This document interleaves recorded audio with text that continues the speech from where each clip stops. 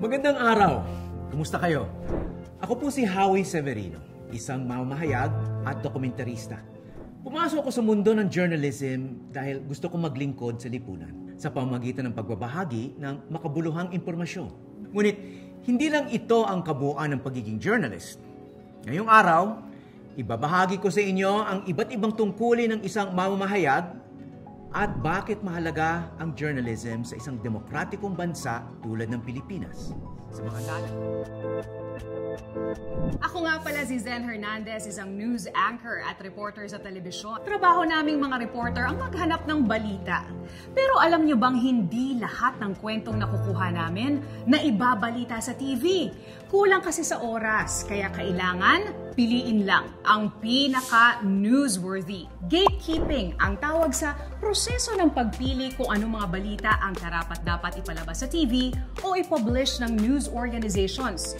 Kamusta kayo? Ako si Carmina Constantino, isang mamamahayag. Kung sa Twitter, madalas tayong mag-post ng ating mga saloobin, opinyon at kung ano man ang pumasok sa isip natin, sa balita, hindi pwedeng basta-basta lang maglabas ng kahit na ano. Kailangan kumpleto ang detalye. May resibo. Kumpleto.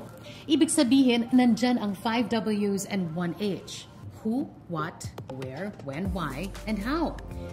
Hi, kamusta kayo? Ako si Atom Araulio, isang reporter, news anchor, at dokumentarista. Kung ang World Health Organization na WHO ang tatanungin, tapos na raw ang COVID-19 pandemic. Pero alam niyo ba na bukod sa COVID, may isa pang virus na grabe rin kumalat. At kahit na sino, pwedeng maging biktima. Ang virus ng fake news o false information. May paraan ba para matukoy kung alin ang totoo at alin ang peke? Siyempre meron! At tuturuan ko kayo. Tip number 1, syempre, suriin ang source at writer na pinanggalingan ng balita o impormasyon. Tip number 2, laging i-check ang date kung kailan na-post ang balita. Isang halimbawa rito ay tuwing bagyo. Bago maniwala na wala talagang pasok, tingnan muna kung sino ang nag-post nito at kailan ito sinabi. Hi! Ako po si Connie Sison, isang reporter at news anchor para sa GMA Integrated News. Ayon po sa independent media organization na Vera Files, ang fact-checking ay pagtitiyak na totoo ang mga impormasyon na ating pong naririnig, nababasa o kaya napapanood. Paano nga ba ginagawa ang fact-checking? Verify if the post is fact-checkable. Kasi hindi ho lahat ng impormasyon po pwede nating i-fact-check.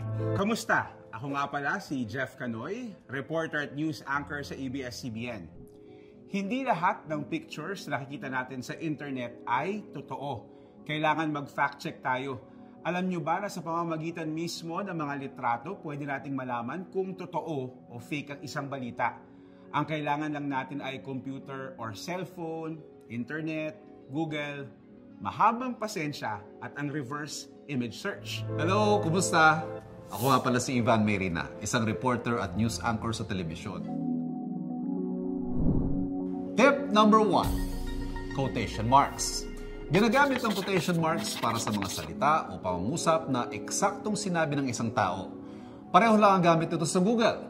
Kapag nilagay nyo sa loob ng quotation marks ang gustong i-search at lalabas sa mga resulta naglalaban ng eksaktong salita o pangungusap na tinype ninyo. Kamusta? Ako nga po pala si Mariz Umali, isang reporter at news anchor para sa GMA Integrated News. Ang mga idol natin na celebrity laging target ng fake news. Pero alam nyo, kung may idol tayo sa showbiz, meron ding mga idol sa mundo ng balita. Sila ang mga fact-checkers.